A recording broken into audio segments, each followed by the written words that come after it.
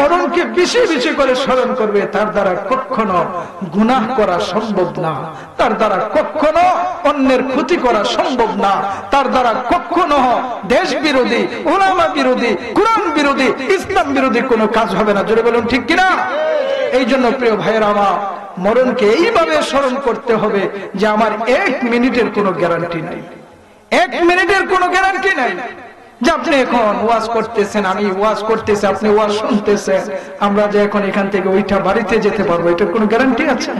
কোনো গ্যারান্টি নাই। প্রিয় ভাইরা আমার, আসুন না আমরা মরণকে এইভাবে স্মরণ করি, যেই স্মরণের মাধ্যমে আমার আপনার রূহ তাজা হয়ে যাবে, আমার আপনার মন আল্লাহর দিকে ধাবিত হয়ে যাবে, আমি আর আপনি আল্লাহর গোলামিতে লেগে যাব। মহান রব্বুল আলামিন এই পৃথিবীর মধ্যে মানুষদেরকে পাঠাইয়া মানুষদেরকে বারংবার সতর্ক করে দিয়েছেন, হে পৃথিবীর মানুষ, তোমরা যেই পৃথিবীর মধ্যে বসবাস করো এটা তোমাদের আসল জায়গা না, তোমাদের চিরস্থায়ী ঠিকানা নয়, তোমাদের আসল একটা জায়গা আছে। তোমাদের কবরে যেতে হবে, হাসর হবে, মিজান ফুলসিরাত, বিচার কাষ্ট হবে। ওইগুলোর ফয়সালার পর ফামান যুহজিহা আনিন নারি ওয়া উদখিলাল জান্নাতা ফাকাদ ফাজ, সফল তো তুমি সেদিন হবে যেদিন আমি আল্লাহ তোমাদেরকে জাহান্নাম থেকে মুক্তি দিয়া জান্নাতে প্রবেশ করাবো। সুবহানাল্লাহ। এই জন্য প্রিয় ভাইরা আমার, এই পৃথিবীটা আমাদের জন্য কর্মস্থল। এই পৃথিবী থেকে আমাদেরকে আখিরাতের জন্য কর্ম করে যেতে হবে। আমাদেরকে এই পৃথিবী থেকে যেই সামানা নেওয়ার কথা ওইগুলো জোগাড় করতে হবে।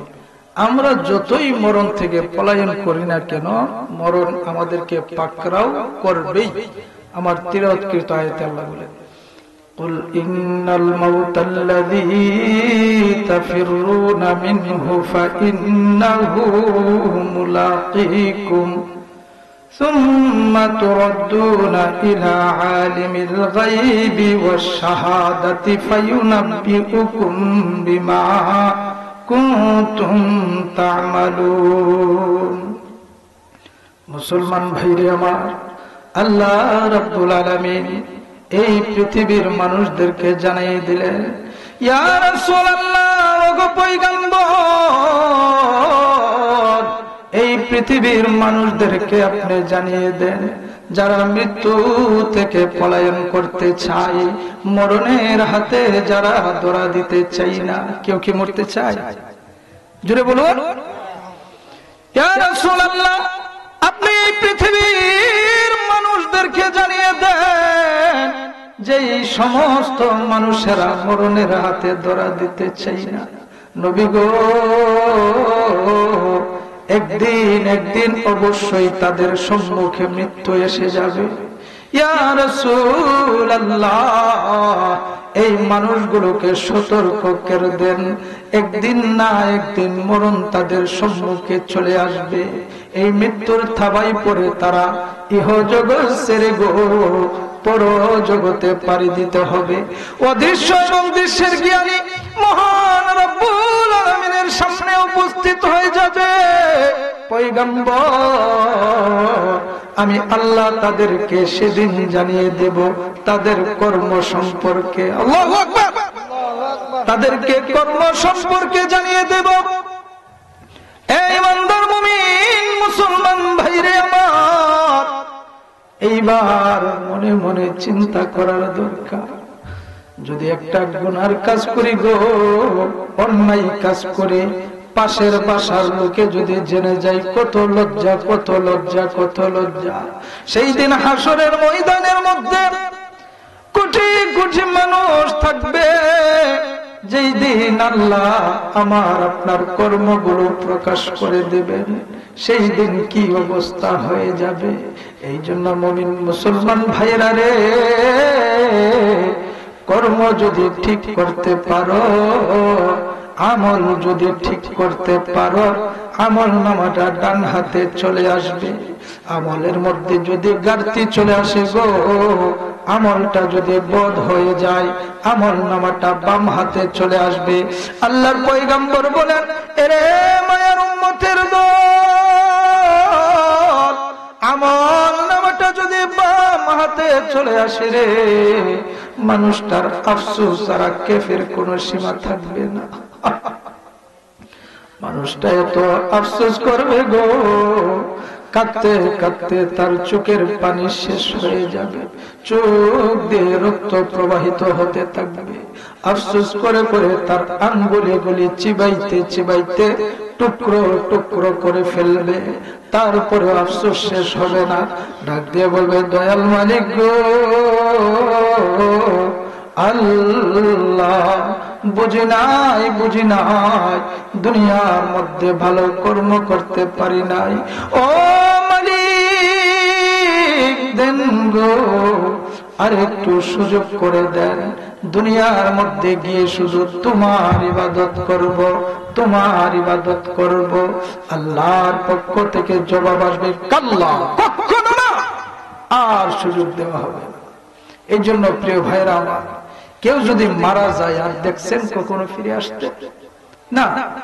এই পৃথিবীটা এমন একটা জায়গা, ধোঁকা খেয়ে গেলে আর সুযোগ আসবে না মরণের সময়।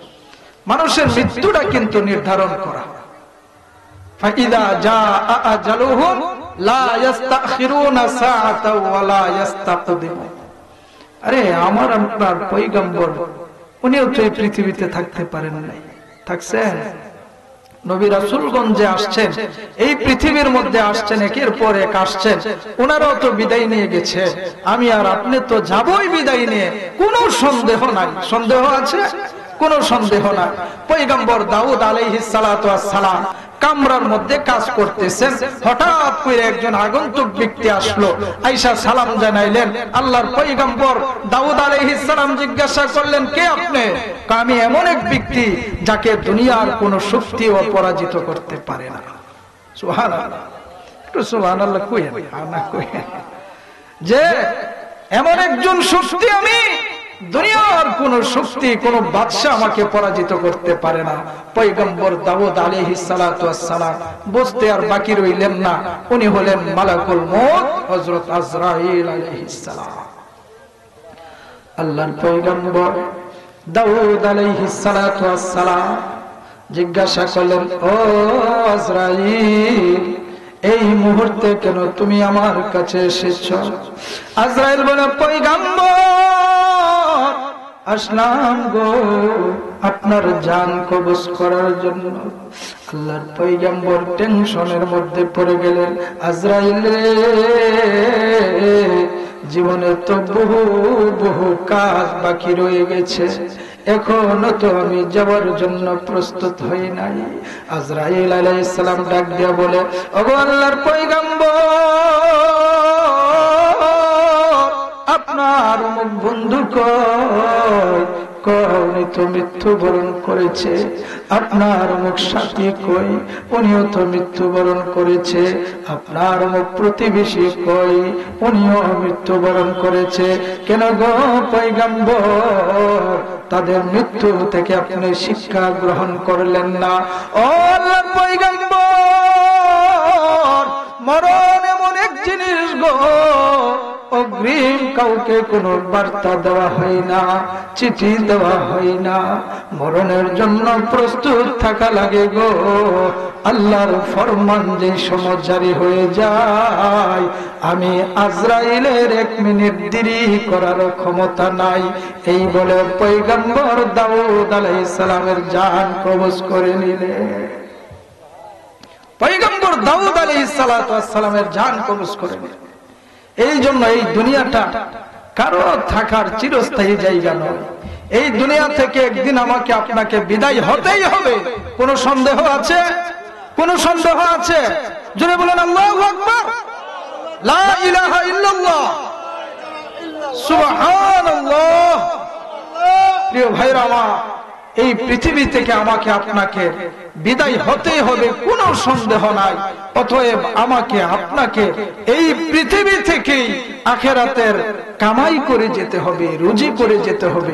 আমরা তো প্রবাসের মধ্যে আছি, প্রবাসে না। আমগর দেশ থেকে যখন কোনো মানুষ বিদেশে যায়, ওই জায়গাটি তার জন্য চিরস্থায়ী জায়গা না কামাই রুজি করার জন্য যায়? এখন যদি কামাই রুজি বন্ধ কইরা দিয়া এই বিদেশের সৌন্দর্য মুক্ত হইয়ে সে পাগল পারা হয়ে অন্যের বিল্ডিং নিয়ে শুধু চিন্তা করে, হঠাৎ করে দেখবে তার বিচার মেয়াদ শেষ। বিচার একটা মেয়াদ থাকে না? এই বিচার মেয়াদ শেষ। বিচার মেয়াদ শেষ হইলে ওই দেশের সরকার তারে আর রাখবো? গার ধাক্কা দিয়া তার দেশ থেকে বাহির করে দিব। প্রিয় মুসলমান ভাইরে আমার, আল্লাহ রাব্বুল আলামিন তোমার আমার জীবনটা একটা ভিসা দিয়ে এই পৃথিবীর মধ্যে পাঠাইলেন। এই ভিসার একটা মেয়াদ আছে। এই মেয়াদ শেষ হওয়ার আগে যে মানুষটা এই পৃথিবীর সৌন্দর্যের পিছনে না দৌড়াইয়া আল্লাহ যে দায়িত্ব দিয়া এই পৃথিবীর মধ্যে পাঠাইলেন, এই দায়িত্বগুলো সে হাসিল করে, সে কাজ করে, আর যদি গো তার দায়িত্বের কথা বলে গিয়ে এই পৃথিবীর নাজ নিয়ামতের পিছনে দৌড়াই, হঠাৎ করে যেই দিন দেখবে তার মেয়াদ শেষ, বিচার মেয়াদটা শেষ হয়ে যাবে, এই সময় আজরাইল আলাইহিস সালাতু ওয়াস সালাম তাকে ঘাড় ধরে এই দুনিয়া থেকে পরজগতে নিয়ে যাবে। বিচার একটা মেয়াদ আছে। প্রিয় বন্ধুরা, এই যে দুনিয়াটা, এটা এমন একটা দুনিয়া, আপনি রাত দিন পরিশ্রম করে যাদের জন্য আপনি উপার্জন করতেছেন, আপনি মারা যাওয়ার পর এই ঘরের মধ্যে আপনার লাশটা কি 3 দিন লাগবে? 3 দিনও তো লাগবে না, একদিনই রাখতে রাজি না। আপনার লাশের কাছে কেউ একা একা বসতে চাই না, ডর করে, ভয় লাগে। আপনাকে যেখানে শোয়াইয়া আসবে এই কবরের পাশ দিয়ে রাত্রে কেউ যেতে চাই না। আমার আল্লাহর কতই সত্য, আমাল হায়াতুদ দুনিয়া ইল্লা মাতাউল গুরুর। এই পৃথিবীর মানুষ, তোমাদেরকে এই পৃথিবীর ধোঁকা ছাড়া আর কিচ্ছু দিবে না। এই পৃথিবীর মধ্যে আমি আল্লাহ তোমাকে অস্তিত্ব দান করলাম। হাল আতা আলাল ইনসানি হিনুন মিনাদ দাহরি লাম ইয়াকুন শাইআম মাযকুরা। তোমরা উল্লেখযোগ্য কোনো বস্তুই ছিলে না। কাইফা তাকফুরুনা বিল্লাহ, তোমরা কেমন করে আমি আল্লাহর ব্যাপারে কুফরি করো। ও কুনতুম আমওয়াতা, অথচ তোমরা ছিলে মৃত, তোমরা ছিলে নিষ্প্রাণ। ফাআহইয়াকুম, আমি আল্লাহ তোমাদেরকে জীবন দান করলাম। আমি আল্লাহ তোমাদেরকে আবার মারবো, আমি আল্লাহ তোমাদেরকে আবার জিন্দা করে আমি আল্লাহর সামনে উপস্থিত করাইয়া পুঙ্খানু ভাবে আমি আল্লাহর প্রত্যেকটা নিয়ামতের হিসাব নেব। আলা কুল্লুকুম রাঈন ওয়া কুল্লুকুম মাসউলুন আন রাইয়াতিহি। প্রত্যেকটা মানুষ তার প্রত্যেকটা নিয়ামতের, তার দায়িত্বের হিসাব দিতে হবে। এই জন্য প্রিয় ভাইয়েরা আমার, এই পৃথিবী থেকে আমাকে আপনাকে এই পৃথিবী থেকেই এমন কিছু কাজ করে যেতে হবে যেই কাজের মাধ্যমে আমার প্রতি আমার আল্লাহ রাজি আর খুশি হয়ে যায়। এমন কাজ করে যেতে হবে, কারণ দুনিয়াটা ধোঁকা ছাড়া কিচ্ছু দেয় না। এই যে দুনিয়া, যাদের জন্য আপনি এত কিছু করতেছেন, আপনি হালাল হারাম কোনো কিছুর বাদ বিচার না করে টাকা পয়সা কামাইতেছেন, আপনার সন্তান এই টাকাগুলো ভোগ করবে। এই কবরের মধ্যে এই টাকার হিসাব দিতে হবে আপনাকে, আমার হিসাব আমাকে দিতে হবে। এই হিসাব অন্য কেউ দিবে না। এই জন্য প্রিয় ভাইরা, আসুন আমরা এখন থেকে শপথ করি যে এই পৃথিবীতে যতদিন থাকবো আল্লাহর বিধান রাসূলের তরিকার উপরে অটল থেকেই থাকবো। ঠিক আছে? এই পৃথিবীটা এমন একটা জায়গা। বাহলুল নামের একজন পাগল ছিল। বাহলুল, মানুষ ওনাকে পাগল ডাকতো, মূলত উনি পাগল ছিলেন না, উনি হিকমতওয়ালা একজন লোক ছিলেন, আল্লাহর ওলি মানুষ। বাদশাহ হারুনুর রশিদ, ওনার কথা শুনেন নাই? বাদশাহ হারুনুর রশিদ ওনার সাথে সবসময় কৌতুক করতেন, মজা করতেন। একদিন বাহলুল বাদশাহ হারুনুর রশিদের দরবারের মধ্যে গেলেন। যাওয়ার পর বাদশাহ সাহেব ওনার সাথে অনেক কথাবার্তা চলে। বাহলুলের হাতের মধ্যে একটা ছুরি বা একটা চাকু দিলেন তার হাতে। ছুরি চাকু চিনেন না? ফল ফুট কাটি যে আমরা, ওইটা দিলেন।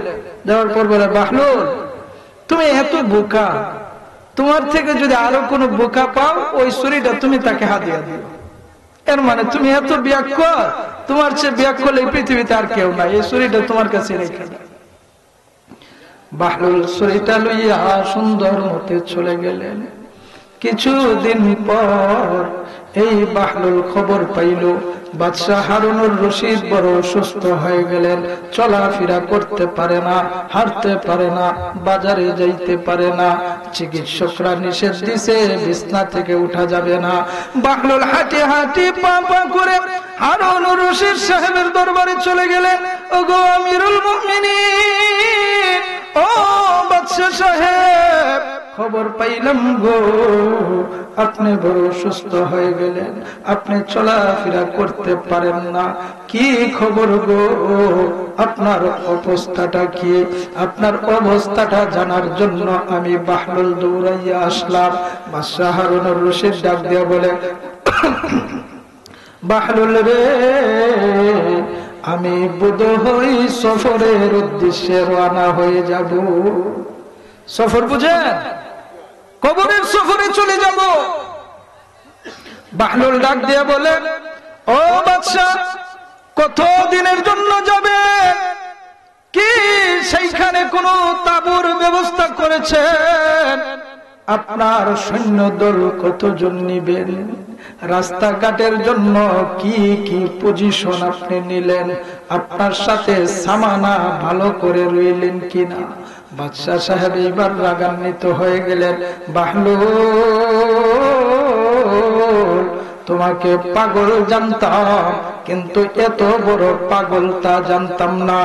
এ বাহলুল, পরজগতে পাড়ি দেব রে, এইখান থেকে মানুষ আর ফিরে না। দুনিয়ার কোন সেনা সৈন্য সেইখানে নেওয়া যায় না, দুনিয়ার কোন পাওয়ার সেইখানে চলে না, সেইখানে কোন তাঁবুর ব্যবস্থা করা যায় না। বাহলুল বলে, তাহলে কোন ব্যবস্থা গ্রহণ করলেন না? না না, কোন ব্যবস্থা গ্রহণ করি নাই। এইবার বাহলুল তার পকেট থেকে ছুরিটা বাহির কইরা বাদশা সাহেবের হাতের মধ্যে দিলেন। বাদশা সাহেব, আপনি আমাকে কিছুদিন পূর্বে একটা ছুরি হাদিয়া দিয়েছিলেন, আমার থেকে বোকা, আমার থেকে পাগল কাউকে পাইলে এই ছুরিটা দেওয়ার জন্য বলেছিলেন। নেন গো, এই ছুরিটা আপনি নেন, আপনি দেখি আমার থেকেও বেশি বড় বোকা। বাদশা বলে, কেমনে আমি বড় বোকা হলাম? বাহলুল বলে, ওগো বাদশা, আপনি যখন দুনিয়ার মধ্যে কোন জায়গায় 1 ঘন্টার জন্য সফর করতেন, কত কিছু পাঠাইয়া রাস্তার নিরাপত্তার ব্যবস্থা করতেন, সুন্দর সুন্দর করে তাঁবুর ব্যবস্থা করতেন, আবার কিছুক্ষণ পর আপনি ফিরে আসতেন। ক্ষণিকের জন্য যদি আপনার এত আয়োজন হতে পারে গো, যে জায়গার মধ্যে আপনি চিরস্থায়ী চলে যাবেন আর কখনো আসবেন না, এই জায়গার জন্য কেন আপনি প্রস্তুতি গ্রহণ করলেন না? আপনার থেকে বোকা আর কেউ হতে পারে না। الكيس من دان نفسه وعمل لما بعد الموت والعاجز من اتبع نفسه هواها وتمنى على الله। বুদ্ধিমান ব্যক্তি হলো সেই ব্যক্তি যে ব্যক্তিটা এমন কাজে নিয়োজিত আছে যার কাজটা পর জগতে কাজে লাগবে। ওই ব্যক্তিটা বুদ্ধিমান যে আখিরাতের জন্য সামান তৈরি করে। কারণ এই পৃথিবীটা কই দিনে, আমাদের সামনে কত মানুষ, শেষ করে দিব, কত মানুষ আমাদের সামনে এলো, আবার কত মানুষ কবরে চলে গেল, হয় না? কত মানুষ এলো আর কত মানুষ গেল আমাদের চোখের সামনে। না যুবক মরে না? আমাদের সামনে কত যুবক মরতেছে না? কত বাচ্চা মরতেছে, কত বৃদ্ধ মানুষ মরতেছে। আরে আসার সিরিয়াল আছে, যাওয়ার বেলায় কোনো সিরিয়াল নাই। নাতি যদি বলে, দাদা তুমি আমার বহু আগে পৃথিবীর মধ্যে আসছো, আমি এখন মরতাম না, তুমি মরো, চলে কোনো কাজে আসবে? হবে না। এই পৃথিবীটা এমন একটা জায়গা, এই পৃথিবীতে আসার সিরিয়াল আছে, যাওয়ার কোনো সিরিয়াল নাই। কখন কার টিকিট কেটে ফেলবে কেউ জানে না। এই জন্য ভাইরা আমার সর্বদা সর্বহালতে মরণের জন্য প্রস্তুত থাকা চাই। এই জন্য আল্লাহর পয়গম্বর বলেন, আকসিরু যিকরা হাদিমিল লাযযাতিল মাউত, এরে মায়ার উম্মতের দল, সেই মরণকে তোমরা বেশি বেশি করে স্মরণ করো যেই মরণ তোমাদের দুনিয়ার স্বাদ, দুনিয়ার আনন্দ বিনষ্ট করে দেয়। সেই মরণকে বেশি বেশি করে স্মরণ করো। আল্লাহর পয়গম্বরের কাছে হযরত ওমর ইবনে আব্দুল্লাহ রাদিয়াল্লাহু তাআলা আনহু আরো 10 জন সাহাবী নিয়ে উপস্থিত হলেন। ইয়া রাসূলুল্লাহ, একটা আমলের কথা বইলা দেন, যে আমলটা আমরা করব সর্বদা আর বহু ফায়দা হবে। আল্লাহর পয়গম্বর বলেন, হে আব্দুল্লাহ, তুমি বেশি বেশি করে মরণকে স্মরণ করো। আম্মা জান আয়েশা বলেন, পয়গম্বর, জানতে চাই হাসরের ময়দানে জানি গো জানি যারা আল্লাহর রাস্তায় জিহাদ করে শহীদ হয়েছে তারা বিনা হিসাবে জান্নাতে চলে যাবে, ওদেরকে ভীতি রেখে আর কাউকে কি আল্লাহ শহীদ মর্যাদা দিবেন? আল্লাহর পয়গম্বর বলেন, আয়েশা শুনো, এ আয়েশা শুনো, আমার আল্লাহ আমার উম্মতদের মধ্য থেকে একদল মানুষদেরকে শহীদের মর্যাদা দিয়া বিনা হিসাবে জান্নাত দিয়ে দিবে। সুবহানাল্লাহ। আম্মা জান আয়েশা বলেন, ইয়া রাসূলুল্লাহ, ওগো পয়গম্বর, জানতে চাই কোন দল গো, কাদেরকে আল্লাহ তাআলা বিনা হিসাবে জান্নাত দিয়ে দিবেন? আল্লাহর পয়গম্বর বলে, আয়েশা রে, আমার উম্মতের মধ্যে ওই সমস্ত ব্যক্তিদেরকে বিনা হিসাবে জান্নাত দিয়ে দেবে যারা প্রতিদিন রাত্রের বেলায় 20 বার করে মৃত্যুকে স্মরণ করবে, তাদেরকে হাসরের ময়দানে শহীদি মর্যাদা দিবে। 20 বার করে মৃত্যুকে স্মরণ করবে। কাফা বিল মাউতি ওয়াইদা, যে মরণকে বেশি বেশি করে স্মরণ করবে তার দ্বারা কখনো গুনাহ করা সম্ভব না, তার দ্বারা কখনো অন্যের ক্ষতি করা সম্ভব না, তার দ্বারা কখনো দেশ বিরোধী, উলামা বিরোধী, কুরআন বিরোধী, ইসলাম বিরোধী কোনো কাজ হবে না। জোরে বলুন ঠিক কিনা? এই জন্য প্রিয় ভাইয়েরা আমার, মরণকে এইভাবে স্মরণ করতে হবে যে আমার 1 মিনিটের কোনো গ্যারান্টি নাই, 1 মিনিটের কোনো গ্যারান্টি নাই। যে আপনি এখন ওয়াজ করতেছেন, আমি ওয়াজ করতেছি, আপনি ওয়াজ শুনতেছেন, আমরা যে এখন এখান থেকে ওইটা বাড়িতে যেতে পারবো, এটার কোনো গ্যারান্টি আছে? কোনো গ্যারান্টি নাই। প্রিয় ভাইরা আমার, আসুন না আমরা মরণকে এইভাবে স্মরণ করি, যেই স্মরণের মাধ্যমে আমার আপনার রূহ তাজা হয়ে যাবে, আমার আপনার মন আল্লাহর দিকে ধাবিত হয়ে যাবে, আমি আর আপনি আল্লাহর গোলামিতে লেগে যাব। প্রিয় ভাইরা আমার, মহান আল্লাহ পাক রব্বুল আলামিন আমাকে আপনাকে যেন যেই আলোচনাগুলো করলাম আমল করার তৌফিক দান করুন। আমি আসলে আপনাদের এলাকার নতুন মানুষ, হুজুর আমার বড় ভাই, অত্যন্ত মহব্বতের মানুষ, আসলাম পরিচিত হওয়ার জন্য। যেই আলোচনাগুলো করলাম আল্লাহ পাক যেন আমাকে সেইগুলোর উপর আমল করার তৌফিক দান করুন।